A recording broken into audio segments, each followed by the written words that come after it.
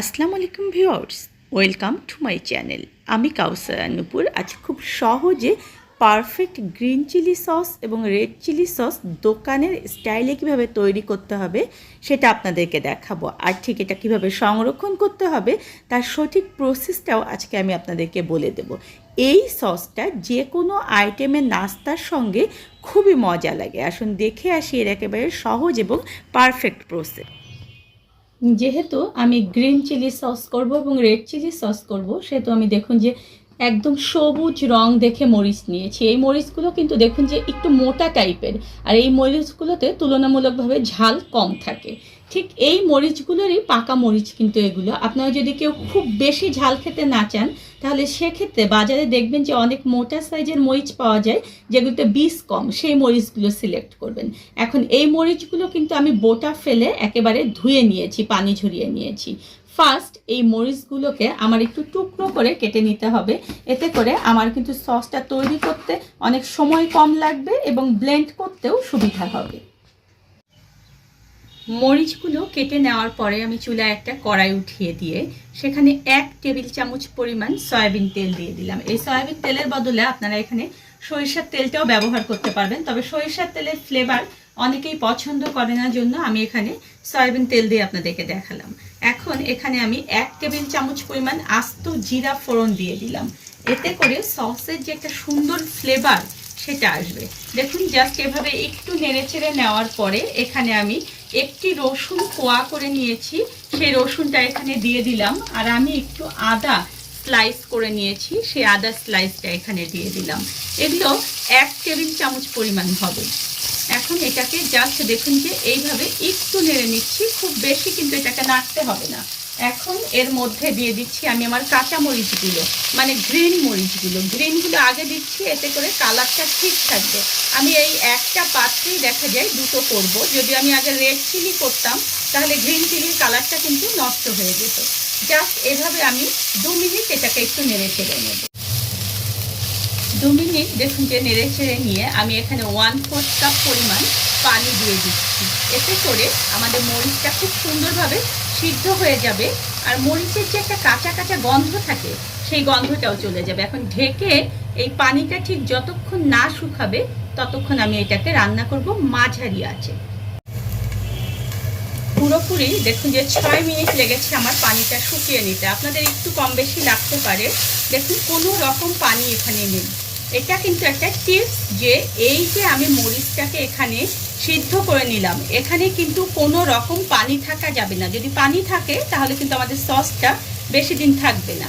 এখন এটাকে আমি নামিয়ে নিয়ে আমি আমার পরের যে সসটা রেড চিলি সস সেটার কাজে চলে যাচ্ছে। এটা ততক্ষণ আমার ঠান্ডা হয়ে যাবে।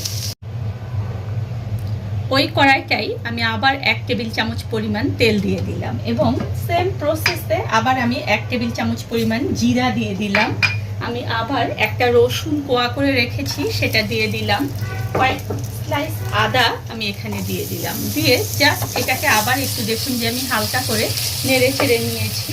নিয়ে আমার যে শুকনো মরিচগুলো, মানে লাল মরিচগুলো, সেই লাল মরিচগুলো আমি আবার এর মধ্যে দিয়ে দিলাম। দিয়ে এটাকে আবার 2 মিনিট ধরে এরকম মাঝারি আঁচে একটু ভাজবো। 2 মিনিট ভেজে নেওয়ার পরে আবার আমি 1/4 কাপ পরিমাণ পানি এখানে দিয়ে দিচ্ছি, আর মাঝারি আঁচে এটাকে ঢেকে আমি আবার সিদ্ধ হতে দিচ্ছি। এর ফাঁকে চলুন দেখে আসি গ্রিন চিলিতে আমার যে আরও কিছু মিক্স করতে হবে সেটা। এই যে গ্রিন চিলিটা, এটা কিন্তু আমার একদম গরম। এই গরম অবস্থাতেই এর মধ্যে আমি 5 টেবিল চামচ পরিমাণ চিনি দিয়ে দেব। চিনিটা কিন্তু অবশ্যই আপনাদের স্বাদ মতো দেবেন, তবে এক্ষেত্রে যদি আপনাদের মনে হয় পরে খেয়ে যে চিনি আমার কম লাগছে, তাই সেক্ষেত্রে আবার কিন্তু চিনি মিলানো যাবে। আর এখানে আমি দিয়ে দেব 1 টেবিল চামচ পরিমাণ লবণ। এই সব কিছু দিয়ে আমি এটাকে একটু ভালো মতো গরম অবস্থাতেই মিলিয়ে দেব। 6-7 মিনিট পরে দেখুন যে আমার পানিটা কিন্তু একদম শুকিয়ে গিয়েছে। আমি চুলার জালটাকে বন্ধ করে দিয়েছি। আমি বারবার বলছি যে এখানে কিন্তু কোনো রকম পানি থাকা যাবে না। এখন এর মধ্যেও আমি আবার 5 টেবিল চামচ পরিমাণ চিনি দিয়ে দেবো। আমি কিন্তু এখানে মরিচ ব্যবহার করেছি দুটোতেই 250 গ্রাম করে, আর তাই এই যে মেজারমেন্টটা আমি এখানে আপনাদেরকে দিচ্ছি এটা কিন্তু একটা রাইট মেজারমেন্ট, আপনারা ঠিক এই অনুযায়ী চোখ বন্ধ করে ফেলবেন। আর লবণ দিয়ে দিচ্ছি 1 টেবিল চামচ পরিমাণ। এটাকেও আমি মিলিয়ে দিয়ে দুটোকে আমি ঠান্ডা করতে দেবো। ঠান্ডা না হওয়া পর্যন্ত কখনোই কিন্তু এগুলো ব্লেন্ড করা যাবে না। ব্লেন্ডারের একটা জাগ নিয়ে আমি গ্রিন চিলিগুলো আগে এর মধ্যে দিয়ে দিচ্ছি। দেখুন এখান থেকে একটু পানি বের হচ্ছে। এই পানিটা কেন বের হচ্ছে জানেন? আমি যে গরম অবস্থায় এখানে চিনি দিয়েছিলাম এবং লবণ দিয়েছিলাম, সেটা গরম অবস্থায় গলে এরকম পানি বের হয়েছে। এই পানিটা ব্লেন্ড করতে আমাদেরকে সাহায্য করবে। এখন আমি 1/2 কাপ পরিমাণ হোয়াইট ভিনেগার নিয়েছি। এই ভিনেগারটা জাস্ট অল্প একটু করে মিলাবো এবং আমি এটাকে ব্লেন্ড করব।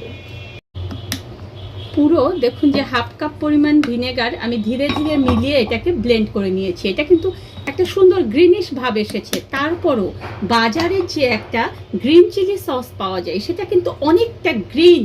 সেই যে একটা লুক, এই লুকটা নিয়ে আসার জন্য আপনারা এখানে 1/2 চা চামচ পরিমাণ গ্রিন কালার ইউজ করবেন। কেউ যদি এটা স্কিপ করতে চান সেটাও করতে পারবেন, তবে এতে কিন্তু লুকটা অনেক সুন্দর হবে। আর বাচ্চারা কিন্তু দেখা যায় যে কেনা জিনিসগুলো অনেক পছন্দ করে, এই যে সুন্দর দেখতে হয়, সেই কারণে আমি এখন এটাকে আবার একটু ব্লেন্ড করব। মিহি করে আমি এটাকে ব্লেন্ড করে নিয়েছি। দেখুন এত সুন্দর হয়েছে। এখন কেউ যদি চান যেটাকে ছেঁকে নেবেন সেটাও নিতে পারেন, আর যদি এই অবস্থায় রাখতে চান তবে সেটাও রাখতে পারবেন। তবে আমি একটু ছেঁকে নেব, তাহলে দেখা যায় একেবারে বাজারের মতো হবে এটা। আর ছাকনার উপর দিয়ে চামচ দিয়ে এভাবে একটু নাড়লেই কিন্তু দেখা যায় পড়তে থাকবে সসগুলো। পুরোটা দেখুন যে ছেঁকে নেওয়ার পরে আমার এইটুক পর্যন্ত দেখুন যে এখান থেকে ছাল বের হয়েছে। এটা কিন্তু আমরা ফেলে দেব না, আমরা কিন্তু যে কোনো তরকারিতে এটা কিন্তু ব্যবহার করতে পারবো। এটা কিন্তু এখানে আদা রয়েছে, রসুন রয়েছে, জিরা রয়েছে, মরিচ রয়েছে, সব কিছু মিলিয়ে কিন্তু তরকারিতে আমাদের দরকার লাগেই। তাই এটাকে না ফেলে এটা আমরা সংরক্ষণ করব নর্মাল ফ্রিজে, এবং ঠিক যতটুকু প্রয়োজন ততটুকু আমরা তরকারিতে দিয়ে শেষ করব। আর এই অবস্থায় আমি আপনাদেরকে সসটা দেখিয়ে দেই। এর ঘনত্বটা দেখুন। যদি আপনাদের কারো কাছে ঘনত্বটা মরিচের কম বেশির কারণে একটু বেশি হয়, তাহলে সেক্ষেত্রে আপনারা একটু এখানে হোয়াইট ভিনেগার ব্যবহার করবেন, করে ঠিক সঠিক ঘনত্বে নিয়ে আসবেন। এখন আমরা চলুন যে রেড চিলি সসটা তৈরি করি। সেম স্টাইলে দেখুন যে আমি এভাবে করে রেড চিলিগুলো এর মধ্যে দিয়ে দিচ্ছি, এবং আমি আবার কিন্তু 1/2 কাপ পরিমাণ হোয়াইট ভিনেগার নিয়েছি, এবং সেটাকেও আমি ধীরে ধীরে এখানে একটু করে মিলাবো এবং এটাকে ব্লেন্ড করব। ভালো মতো দেখুন যে আমি ব্লেন্ড করে নিয়েছি। এখন একেবারে দোকানের লুক নিয়ে আসার জন্য আমি 2 থেকে 3 ফোঁটা দেখুন যে রেড কালার এখানে দিচ্ছি। রেড কালারটা যদি এখানে আমরা নাও দেই, তারপরেও কিন্তু কালারটা অনেক সুন্দর এসেছে, কারণ আমার মরিচগুলো কিন্তু একেবারে টকটকে কালার ছিল। এখন এটাকে আবার একটু ব্লেন্ড করে নিচ্ছি। ব্লেন্ড করার শেষে আবার এটাকে আমি সুন্দর করে ছেঁকে নিচ্ছি, তাহলে দেখবেন যে একেবারে পারফেক্ট একটা সুন্দর যে ঘনত্ব সেটা চলে আসবে, এবং এটা অনেক স্মুথ হবে দেখতে। ছাকা শেষ করে দেখুন যে আমি বোতলে দুটো সসকেই ঢেলে নিচ্ছি। আর এরকম একটা তেল ঢালা কাক বলে যেটাকে, সেটা দিয়ে যদি আমরা সসটাকে ঢালি, তাহলে দেখবেন যে আমাদের বোতলে ভরতে অনেক সুবিধা হবে। দেখুন ঠিক দোকানের স্টাইলে আমার আগে বাসায় বোতল ছিল গ্রিন চিলি সস এবং রেড চিলি সসের, ঠিক সেই বোতলগুলোতেই আমি এগুলো ঢেলে নিয়েছি। দেখেছেন একেবারে পারফেক্ট দোকানের লুক মনে হচ্ছে। আর এখন আমি আপনাদেরকে সঠিক ঘনত্বটা দেখিয়ে দিচ্ছি, যেটা ঠিক দোকানের মতো হয়েছে কিনা। দেখুন এটা যখন ঢালছি আমি, এটা পড়ছে এবং সেম দোকানের মতোই কিন্তু এটা হয়েছে, দেখেছেন। এবং আমি গ্রিনটাও আপনাদেরকে ঢেলে দেখাচ্ছি যে এটাও সেম দোকানের স্টাইলেই পড়ছে এবং দোকানের মতোই হয়েছে। আর টেস্টটা কিন্তু আপনারা না বানালে বুঝবেন না যে আসলে এর টেস্টটা কতটা পারফেক্ট হয়েছে। দেখুন এটা কিন্তু একটু ভারী টাইপের হয় এবং একটু ঝাঁকিয়ে ঝাঁকিয়ে কিন্তু আমাদেরকে এটা ঢালতে হয়। দেখেছেন এর কালার, এবং যখন আপনারা টেস্ট করবেন তখন দেখবেন যে টেস্টটা পারফেক্ট কিনা। দেখুন কত সহজেই আমরা ঘরে এটা তৈরি করতে পারলাম। ধন্যবাদ সবাইকে আমার সঙ্গে থাকার জন্য। আর আমার পরবর্তীতে আরও নতুন কোনো ভিডিও পেতে হলে প্লিজ আমার চ্যানেলটা সাবস্ক্রাইব